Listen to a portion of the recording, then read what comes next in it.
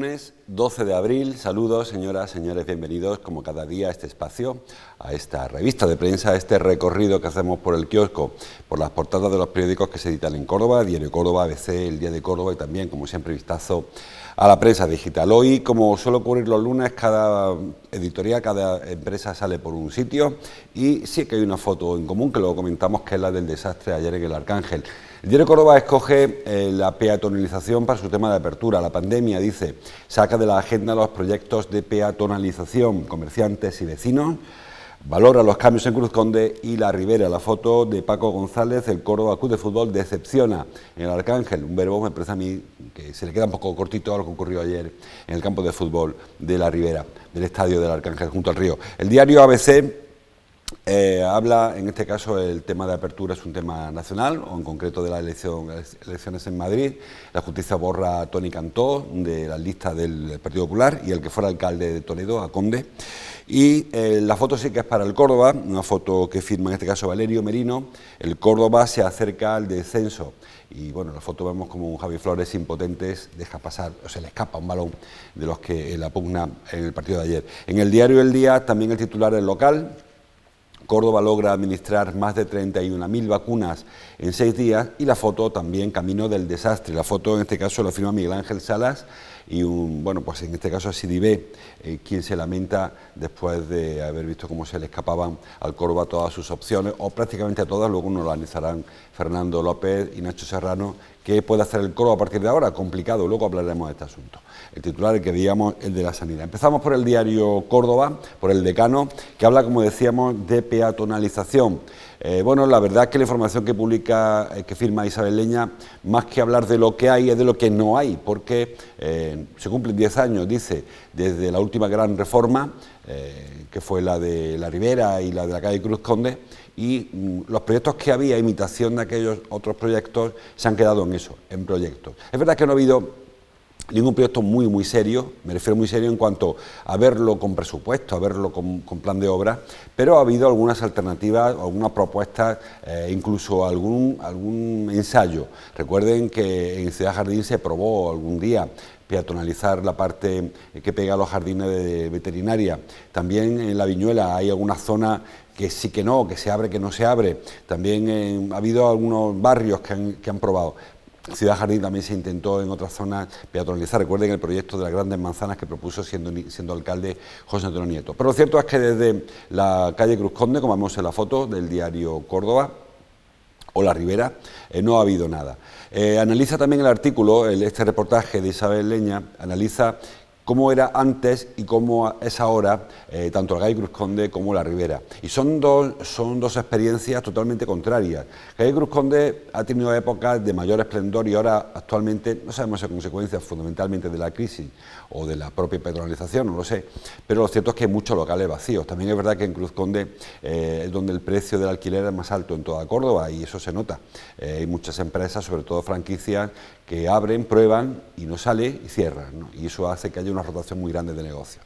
Digo que Cruz Conde no está pasando por su mejor momento en cuanto a actividad comercial, y sí La Ribera, que había quien pensaba que peatonalizar La Ribera iba a acabar con una zona que estaba recuperándose después de mucho tiempo de abandono, y sin embargo es todo lo contrario, sobre todo la zona entre la mezquita o la Puerta del Puente y la Cruz del Rastro, y algo más allá incluso, pues hay una actividad, sobre todo relacionada con la hostelería, y no solo turística, muchos cordobeses que acuden a aquella zona, y digo que se ha revitalizado y la verdad es que un paseo muy vivo. Haría falta quizás que la otra acera, la del río, también tuviera un poquito de mantenimiento y por lo menos que se viera un poco el entorno, porque es un bosque lo que hay enfrente. Pero en cuanto a la peatonalización del tramo Cruz de Rastro hasta la Puerta del Puente, bueno, hasta más allá, porque saben que llega la peatonalización hasta Santa Teresa de Jornet, hasta la subida para el seminario. En ese tramo que les digo, que ya conocen, de la Puerta del Puente hasta el Puente de Miraflores, hay muchísima actividad. ¿Es bueno, es malo? Pues de todo se habla. Dicen los vecinos que es bueno, que siempre es bueno apartar coches del entorno donde viven las personas. Los comerciantes, que eran los más reticentes inicialmente a que no hubiese tráfico en las calles, porque entienden que al no haber tráfico la gente se retrae y deja de acudir. En Cruz Conde la reacción inmediata fue muchísima actividad, y La Ribera sin tráfico hay muchísima actividad. Es decir, que no es causa-efecto que las zonas se depriman o se revitalicen por el tráfico. Parece que hay otras actuaciones por parte del Ayuntamiento, que es el más competente en este caso, y por algunas otras administraciones. Por ejemplo, la Junta de Andalucía fue quien pagó la peatonalización de calle Cruz Conde. Digo que en otras ocasiones sí que ha funcionado mejor o peor. Ha habido algún proyecto, aunque no lo relate Isabel Leña en este artículo. Por ejemplo, el tema de Capitulares, se peatonalizó también toda esa zona. Decía La Viñuela, hay un tramo al menos que se peatonalizó. Y ha habido algunos barrios que han ido avanzando en su proyecto de peatonalización y se han ido ganando espacios para el peatón, bulevares que han aparecido, por ejemplo el de Hernán Ruiz, ¿no? Van pequeños trocitos, pero grandes proyectos es cierto que como el de la calle Cruz Conde o el de la Ribera no ha habido desde hace 10 años. Los vecinos siguen reclamando que se peatonalicen zonas, pero que se acompañe con alguna medida, que no solamente sea poner una pilona y por aquí no se pasa ya, sino que a continuación haya actuaciones. También el proyecto del Realejo, del eje Realejo San Pablo, Realejo San Andrés San Pablo, en ese proyecto también hay cierta peatonalización, hay poco tráfico ya, pero se va a convertir todo en plataforma única para que la sensación sea que es una calle para peatones. Córdoba es una ciudad óptima para el paseo, para dejar el coche aparcado, aunque hay que acompañarlo, como digo, de aparcamientos disuasorios, aparcamientos en los cinturones que permitan dejar el coche cerca y no llevarlo hasta la puerta de la casa. Y luego otro tipo de medidas como es el tema del reparto, del reparto tanto al domicilio como a establecimientos, cómo se soluciona. Creo que hay mucho que lidiar y aparte sobre todo de grandes proyectos se ha hecho poca cosa más. Y en la Ribera se hizo peatonalización, sí que fue poner una pilona, porque salvando el entorno de la Puerta del Puente ni se ha trabajado en la acera, como sí se hizo en Cruz Conde o como sí se ha hecho en la calle Capitulares, sino que fue pilona a pilona y por aquí solamente pasan los taxis y con cuidadito. Bueno, ese es el titular del diario Córdoba. El del día habla de vacunas. Córdoba logra administrar, dice, más de 31.000 vacunas en 6 días. Bueno, la verdad es que si de todo este lío de la vacuna de AstraZeneca y de la Pfizer, esa semana parece que llegan las primeras de Janssen, si hay algo que sí que se ha demostrado es que tenemos capacidad en Andalucía y en Córdoba para administrar las vacunas que llegan. Es decir, había quien dudaba de que el sistema andaluz de salud fuera capaz de poner tantas vacunas como se pretendía. Es verdad que no ha hecho falta testarlo todo porque no han llegado suficientes dosis, pero las que van llegando se van poniendo. Y en este caso Córdoba, saben que lidera la provincia de Córdoba el ranking andaluz en cuanto al número de vacunas puestas o de porcentaje, más que número, el porcentaje. Córdoba está en el 8,6, 8,7 de la población inmunizada, un par de puntos, más de 2 puntos por encima de la media andaluza. Y bueno, pues en este caso 5.000 dosis al día. Según qué día. Es verdad que esto no implica inmunizaciones, porque aún se están poniendo vacunas de AstraZeneca, las primeras dosis. Saben que hay una nueva franja de edad, de 60 a 69, con lo cual estas personas tendrán que esperar 3 meses hasta considerarse inmunizadas. Y un pequeño paréntesis, en Francia han cambiado la estrategia de vacunas y ahora van a dejar pasar 6 meses entre las primeras dosis de Pfizer y Moderna y la segunda, porque entienden que con una sola dosis ya se produce cierta inmunidad. Prefieren tener mucha cantidad de primeras dosis que no tener poca cantidad de personas inmunizadas. En el Reino Unido, que según parece hoy o mañana van a alcanzar inmunidad de rebaño, han optado por esa estrategia. Muchas primeras dosis y las segundas dosis se pondrán a partir de septiembre. Bueno, aquí en primeras dosis tenemos muchas. Yo he hablado de 8% de segundas dosis, de primeras hay bastantes más. Bueno, en cualquier caso, estrategias hay para todos los gustos y habrá que esperar quizá años hasta saber quién acertó. Si el acierto era completar las pautas vacunacionales con 2 dosis o si poner muchas primeras dosis, entendiendo que con esas primeras dosis se consigue una efectividad suficiente. En China, la vacuna china, que está funcionando allí fundamentalmente, está funcionando, no llega al 50% de efectividad. Las nuestras, algunas de las nuestras, de Pfizer o Moderna, ya tienen esa efectividad con una dosis. Con la segunda se llega al 95%. Es decir, que lo que para los chinos es suficiente, aquí en Europa pues se entendió que había que completar las pautas antes de seguir avanzando. El objetivo fundamental es que las personas mayores de 70 años se vacunen durante este mes de abril, si es posible todas, sino en mayo, e ir rebajando las pautas, la edad, hasta conseguir que fueran los de 60 pues, para junio. aproximadamente. Tampoco tienen, porque saben que ya a partir de esa edad sí que hay personas vacunadas por pertenecer a grupos de riesgo, hablamos de sanitarios, de profesores, de personal de la Fuerza del Cuerpo de Seguridad del Estado, que ya ahí altera un poco los números. En cualquier caso, tenemos capacidad para poner vacunas, como señala el diario El Día. Hay 67.000 cordobeses con la doble dosis, con la pauta completa, pero hay un número importante de personas con una sola dosis, que en el caso de AstraZeneca se entiende que ya genera anticuerpos. Y lo de Pfizer y Moderna, hay que entender que son vacunas que no están en fase experimental, pero sí que no se han probado nunca, no se sabe cuánto durará la inmunidad, se habrá que recordar la dosis antes o después, en fin, o sea, antes o después seguro, digo, cuánto de antes o cuánto de después, ¿no? Y eso hará que todos los procesos actuales, todos los protocolos vayan cambiando probablemente después del verano. En cualquier caso, este dato es importante, la capacidad que tenemos, o que tiene nuestro sistema de salud para administrar las vacunas e inmunizar a las personas. El diario ABC, en la página 2, en la página 1 he visto que no toca temas locales, en la página 2, en los polígonos de Córdoba, se refiere a polígonos industriales, los polígonos de Córdoba en las miras de los narcos y los contrabandistas.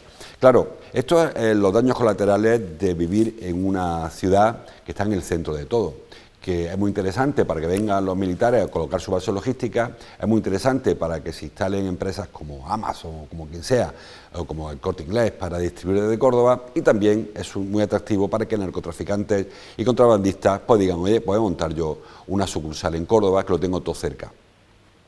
Esto no es de ahora, o sea, no es que vengan al calor de la base del ejército, sino que lleva muchísimo tiempo ya que hay, voy a decir empresas, hay redes de narcotráfico y de contrabando de tabaco y de otras actividades delictivas que aprovechan, pues eso, que Córdoba tiene muy cerca una autovía, la otra autovía, incluso el AVE, para desplazarse, no desplazar droga en el AVE, pero sí para desplazar a personas que luego a su vez colaboran o participan en estas redes.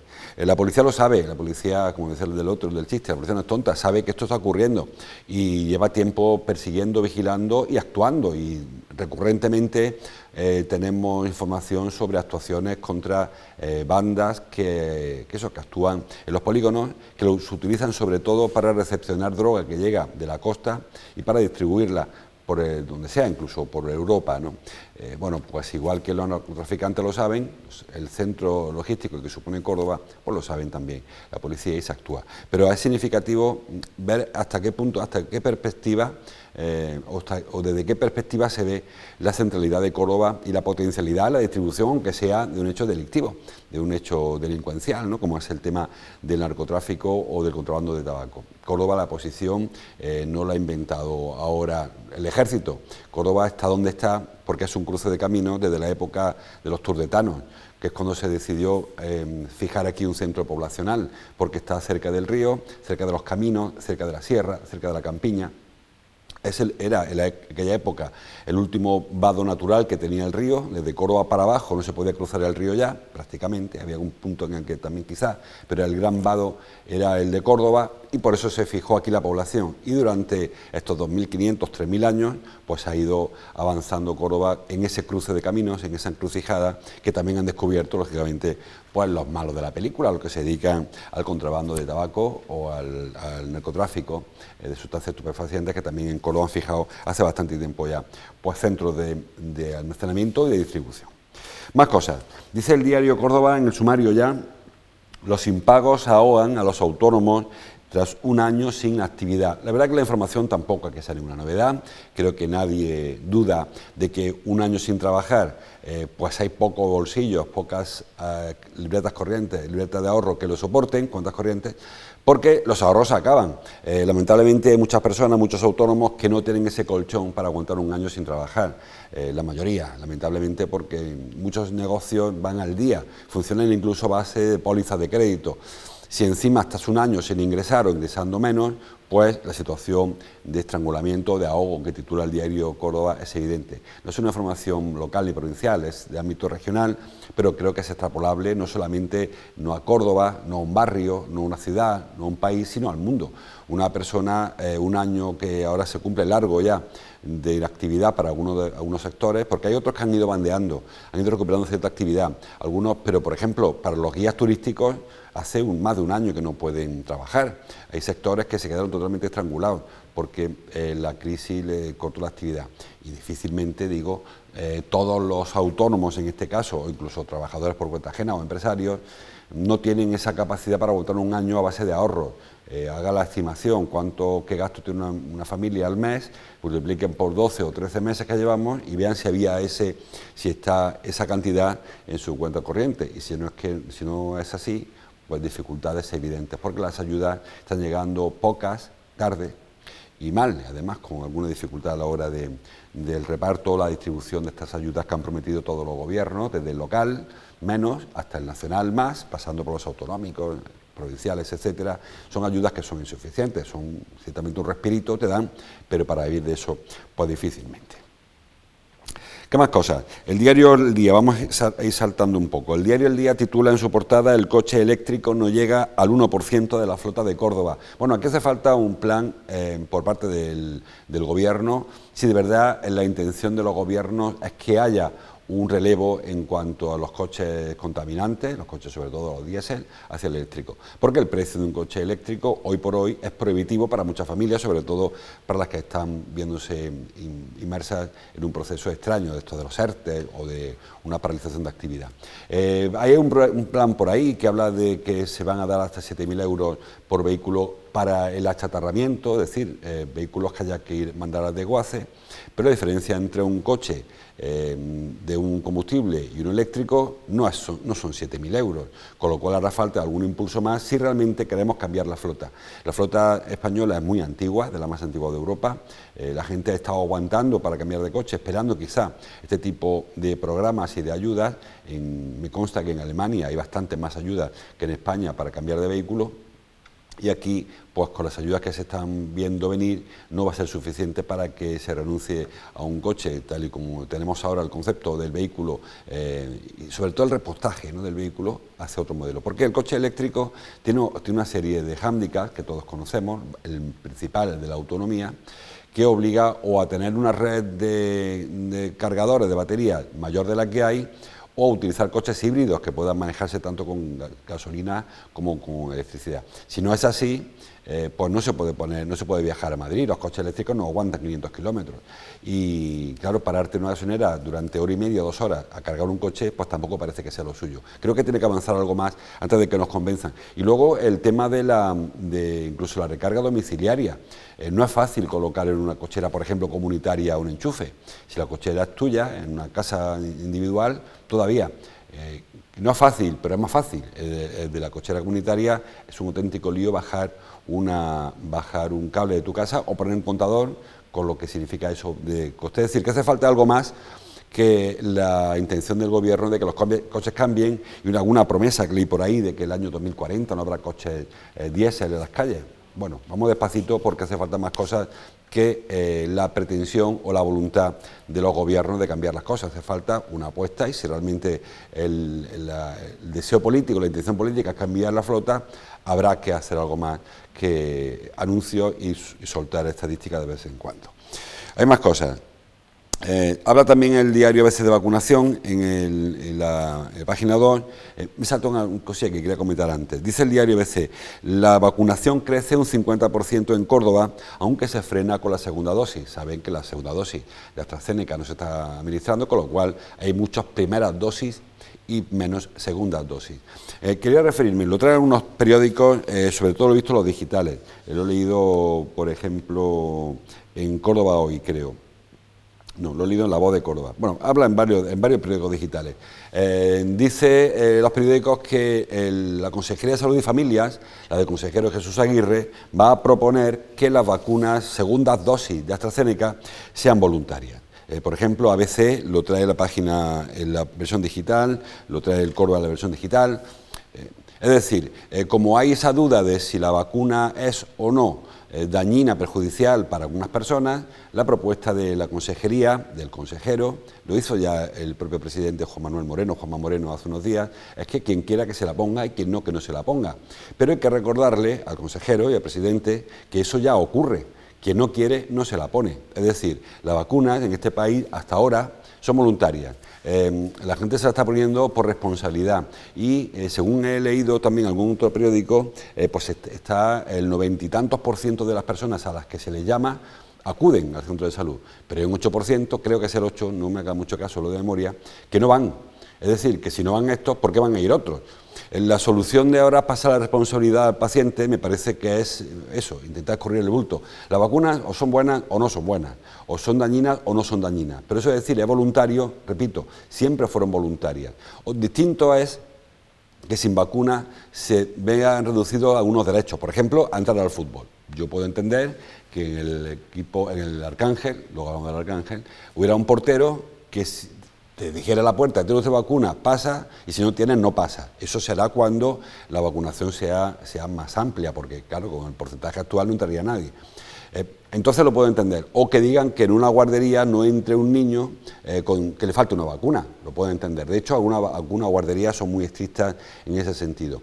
Pero obligar a cualquier persona a que se le inyecte una sustancia que no es natural en él, que yo sepa en este país, no puede ser obligatorio. Es decir, que la vacuna de AstraZeneca sea voluntaria no la ha inventado nadie, ni la ha inventado Jesús Aguirre, ni la ha inventado el consejero de donde fuera, de Murcia, de Valladolid, donde cada cual esté. No es así. Otra cosa es que se consigan pruebas, que es lo que todos queremos, que tranquilicen a la población y que efectivamente demuestren que esta vacuna no eleva los riesgos de padecer un trombo en el caso de la vacuna de AstraZeneca, o lo que ocurra con cualquier otra vacuna, que yo dudo que las otras vacunas no haya aparecido algún tipo de afectación. ¿Qué ocurre? Que aquí hay un tema político también. Saben que AstraZeneca es la vacuna británica, que los británicos han estado limitando mucho su exportación a Europa porque se la han querido poner todas ellos, y ahora, pues bueno, hay cierta política también que actúa en este sentido, pero que la vacuna sea voluntaria a partir de ahora, creo que no es novedad alguna, como a pesar de que lo publica todo el mundo, porque fue consejero quien se le ocurrió la idea de que la segunda dosis sea voluntaria. Y repito, ya es voluntaria, no sé cuál es la novedad en la propuesta que hace Aguirre, que yo creo que la que todos estamos esperando es esa, que se hagan estudios, que se encuentre el patrón que une a todas las personas que han sufrido una patología a consecuencia o después de colocarse la vacuna, y si es posible que se averigüe si es una falta de una vitamina, si es una afectación genética, si es un tema de edad, el que sea, que nos digan qué es lo que ocurre para saber qué grupo hay que apartar de los procesos de vacunación y que el resto pueda vacunarse en condiciones, que creo que tan complicado no debe ser. Hemos hecho cosas mucho más complicadas, yo no, los científicos han hecho cosas mucho más complicadas que estas, como de averiguar por qué un fármaco produce un efecto. Creo que debe ser cuestión de investigación, de dinero, y supongo y espero que se esté haciendo ya ese tipo de cosas. Bueno, más cosas hay en los periódicos. Por ejemplo, el diario El Día, la parte alta, además de la foto de Toni Cantó, que, bueno, aparece en todos lados. Yo no sé si es tan importante este tema, ya saben. Toni Cantó, que ha renunciado a su partido, a Ciudadanos. Él era parlamentario en el Parlamento Valenciano, en el Parlamento de Valencia, de la Comunidad Valenciana. Ha renunciado porque se peleó con su partido, se ha ido al PP e intentaba entrar a la lista de Díaz Ayuso, pero nadie se dio cuenta, ni él, ni su jefa, ni los abogados del PP, ni de ningún partido, de que para ser elegible en las listas de la Comunidad de Madrid hay que estar censado en Madrid durante 2 meses. O sea, 2 meses antes de que se haga pública la lista. Y no es el caso de Toni Cantó, no es el caso de Agustín Conde, que fue alcalde de Toledo, y por lo tanto este hombre vive en Toledo. Toni Cantó vivía en Valencia porque trabajaba allí. Y aunque los dos se han empadronado en Madrid, no con el tiempo suficiente. Así que el juez ha dicho que no cumple la ley, que no pueden ir a la candidatura, que repito, me parece muy interesante. Si alguno de ustedes que me está viendo va a votar en Madrid, a mí me da un poco igual que se presente Toni Cantó, o que se presente Conde, o que se presente quien quiera, porque no son las elecciones que a nosotros nos afectan. No sé yo si cuando hay elecciones en Andalucía se habla tanto de las elecciones andaluzas en Madrid, o en Cataluña, o en Galicia, como ocurre al contrario, pero en fin, cada cual habla de lo que le parece correcto hablar. Bueno, pues digo, junto a esa foto que veía en la portada del diario El Día, Aparece una información más cercana y más interesante, a mi entender. Titula: medio centenar de expertos analizarán la idiosincrasia del mundo, idiosincrasia, aquí una errata, la idiosincrasia del mundo mozárabe. Bueno, es el segundo congreso de historia mozárabe que se va a celebrar en Córdoba. Bueno, saben que los mozárabes eran los cristianos que vivieron en la época musulmana en Córdoba, bueno, en Córdoba, en el mundo donde estuvieran. Eran cristianos que, en lugar de someterse a la religión oficial del Estado entonces, que era la musulmana, pues seguían siendo cristianos o incluso se convirtieron al cristianismo viniendo del mundo árabe. Sí que saben el rito mozárabe, por ejemplo, que se recupera de cuando en cuando, que consiste, pues eso, en las misas que se celebraban en la época musulmana, el periodo musulmán, siglo VIII, siglo XI, siglo XII en Córdoba, por cristianos que permanecían aquí. En este sentido, el diario, creo que el diario La Voz, entrevistan a Gloria Lora, es una profesora de historia medieval, que, bueno, que es bastante, habla de cuando en cuando sobre el tema mozárabe, es experta en ese mundo, también en el tema de la mezquita. Y ella dice que no es cierta la protección musulmana a los mozárabes, fueron cristianos sometidos. Yo creo que tiene razón Gloria Lora, no digo que no fuera así, pero es difícil ver ahora, con 1500 años después, qué ocurrió entonces, ¿no? 2000 años después, lo que ocurría, siglo VIII, digo, siglo XII. Es muy complicado, porque la perspectiva del siglo XXI no es la del siglo VIII o del siglo IX, y intentar ver ahora si los cristianos estaban perseguidos o no. Recordemos, cuando llega a Córdoba, cuando llegan los musulmanes, los omeyas, a Córdoba, Mahoma está recién muerto, como quien dice. Hace 100 años que se ha fundado el Islam. Por ahí, no he hecho las cuentas, ¿no? Pero por ahí anda, o menos de 100 años. Entonces, está todo como muy reciente, el nacimiento del Islam es muy reciente, y pretender que ahora una religión que llega a un país que domina, que controla ideológicamente, ahora va a respetar lo que había. Es decir, que las perspectivas con el tiempo hay que analizarlas, y no me parece justo ni por un lado ni por otro. Igual que me parece injusto analizar la represión que hubo en los territorios cristianos frente a los musulmanes o los judíos, con la perspectiva del siglo XXI, me parece igual de injusto verlo con perspectiva del siglo XXI, que ocurrió en el Islam, que ocurrió en el Al-Ándalus con los mozárabes. En cualquier caso, el congreso se llama Pasado, Presente y Futuro. Yo el pasado creo que se puede analizar, el presente de los mozárabes no sé si es analizable porque no hay mozárabes, y el futuro menos todavía, porque no sé si ahora se quiere también analizar la represión del cristianismo en territorio árabe, que ahora sí que sería analizable con la perspectiva actual, del siglo XXI, pero repito, analizar la perspectiva del siglo XIII y el martirio de San Eulogio, me parece que eso, que es mirar muy para atrás con los ojos del siglo XXI, y no creo que las conclusiones que pudiéramos alcanzar fueran del todo correctas. En cualquier caso, durante el Islam hubo cristianos en Córdoba, hubo judíos en Córdoba, hubo, por supuesto, musulmanes en Córdoba. Unos tuvieron que someterse al pago de impuestos, otros eran menos impuestos, en fin, cada uno había una serie de relaciones que se intentaban mantener entre las distintas comunidades. Más explotados, más perseguidos, más sacrificados. Bueno, llegó por ahí, hay algún decreto pidiendo, o sea, alguna recomendación del propio obispo pidiendo que no se martirizaran tanto, esa automartirización que había en el Islam buscando el cielo, que creo que en ocasiones también llevó al fanatismo a algunos cristianos de la época de los musulmanes. No me quiero meter en ese lío. Seguimos adelante. El diario Córdoba titula en la portada: Otras primaveras sin fiestas, solo sigue por ahora el concurso de patios. Y no lo sé si sigue, no está muy claro. De hecho, cuando se habla con los funcionarios de Feria y Festejos, no están al 100% trabajando los patios, porque todo el mundo tiene la mosca detrás de la oreja y piensa que es difícil que el concurso de patios se celebre de aquí a un mes. Estamos ya hoy, hemos dicho 12 de abril, pues eso, queda menos de un mes para que los patios abran, y no sé si la situación sociosanitaria, la situación de la pandemia va a permitir abrir los patios normal. ¿Es preferible dejar los patios para octubre, como el año pasado? Pues no lo sé, todo el mundo confía en que en octubre la situación sea casi, si no de nueva normalidad o de vieja normalidad, al menos de una normalidad bastante más tranquila.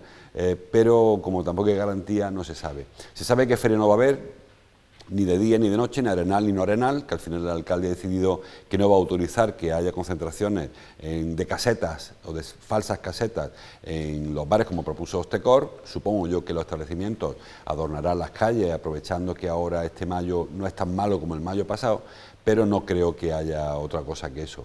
Parece que sí que habrá esta feria de atracciones, que se quiere montar en el Arenal, aunque todo está a expensas de ver qué ocurrirá en Sevilla, donde un mes antes sí que va a haber ahí cierto montaje y se va a ver hasta qué punto se puede o no admitir una concentración de personas. Parece que en ese caso un poquito de movimiento con control, pues puede haber. Siempre que haya distancia, que no se mete la noria junto a los coches de tope de distancia, igual sí. En fin, veamos qué pasa en Sevilla y luego veremos qué puede pasar en Córdoba. ¿Qué cosas nos quedan? Poca cosa más. El diario ABC habla de agricultura, titula en la página 2 que los productores de ajo esperan otra cosecha récord a pesar de la pandemia. También habla en la página digital, el diario ABC, de que la industria agrícola ecológica sigue avanzando y ya hay 175.000 hectáreas de agricultura ecológica. Esta referencia al ajo, muy importante, empieza la campaña del ajo. El ajo cordobés, sabéis que tampoco lo voy a descubrir yo ahora, y las perspectivas son buenas, tanto por el buen tiempo, para que una cosecha sea potente y sea una cosecha muy rica, y el tema de agricultura ecológica, pues también Córdoba se ha posicionado más que bien en este ámbito, en el de la agricultura ecológica, para seguir avanzando. Yo siempre he dicho que no se puede poner todos los huevos en un cesto, que todo está todo basado en el olivar, y que la ayuda europea no va a durar siempre. Saben que estamos ahora en pleno conflicto con la PAC, con la negociación de la PAC, porque muchos agricultores que sobreviven gracias a las ayudas comunitarias de la Unión Europea, y es probable, a medida que la Unión Europea siga creciendo, que crecerá, haya dificultades para que las ayudas sigan manteniendo el mismo volumen. Y claro, si se sobrevive justito, solo con ayudas, y un día se acaban las ayudas, pues no se sobrevive, o se buscan otro tipo de alternativas, como es el tema de agricultura ecológica, o la agricultura de calidad y menos cantidad, o la biodiversidad, buscar nuevas plantaciones, que no sea todo olivo. Sabemos que está floreciendo la almendra, incluso el pistacho. Recuperar cultivos tradicionales que se abandonaron casi, como la remolacha o el girasol, que eran cultivos muy sociales, por cierto, con mucha mano de obra. Es decir, que algo habrá que hacerle al campo, y creo que la apuesta por la agricultura ecológica es una de las grandes apuestas en las que se puede hacer a esta altura, no ya de Córdoba, sino del conjunto del ámbito europeo con respecto a las ayudas. Bueno, hay más cosas que, como siempre, les invito a que acudan al kiosco, que bajen a comprar el periódico, que entren en internet y que se informen, que es muy importante estar informados. Y también informados del deporte. Todos los periódicos, me lo dejo por el final, hablan de la debacle de ayer del Córdoba en el Arcángel, frente a un equipo de la línea de la Concepción, que se llama Balompédica, linense, y que lamentablemente pues parece que nos va a apartar de la permanencia, incluso la segunda división B, que vamos abocados a un descenso a cuarta división. Fernando, Nacho, me parece que el Córdoba tiene un futuro muy negro y que es muy difícil remontar, porque esta fase de la Liga es una fase muy cortita, muy difícil de recuperar lo que se pierda en estos dos primeros partidos. ¿Qué tal, José Luis? Buenos días. Efectivamente, ¿no? Habló Javier González Calvo hace unas semanas antes de iniciar esta segunda fase y dijo que había que evitar la hecatombe, que sería el descenso a otra nueva categoría, a la cuarta categoría nacional. El Córdoba va camino de conseguir ese descenso, está a 4 puntos de la salvación después de la derrota de ayer ante el rival más directo. Quedan solo 4 partidos y la verdad es que la situación está verdaderamente negra. Hoy hay reunión del Consejo, de hecho la está viendo ahora mismo, y encima de la mesa está la destitución, el cese de Pablo Alfaro como entrenador del Córdoba Club de Fútbol. Según sabe PTV, y ahora ampliaremos en el Todo CCF, Pablo Alfaro va a ser cesado de su cargo en el día de hoy. Hay que ver quién es el relevo, todo pinta que va a ser de la casa, no se sabe si va a ser Juanito o sí que puede ser esta vez, a diferencia de la vez anterior, Germán Crespo. Es algo que ahora debatiremos y analizaremos con la información que tenemos. Así que esa es la situación que hay a esta hora de la mañana, 10:35, el Córdoba que cayó derrotado, y está sobre la mesa el cese de Pablo Alfaro. Enseguida ampliamos toda la información aquí en Todo CCF.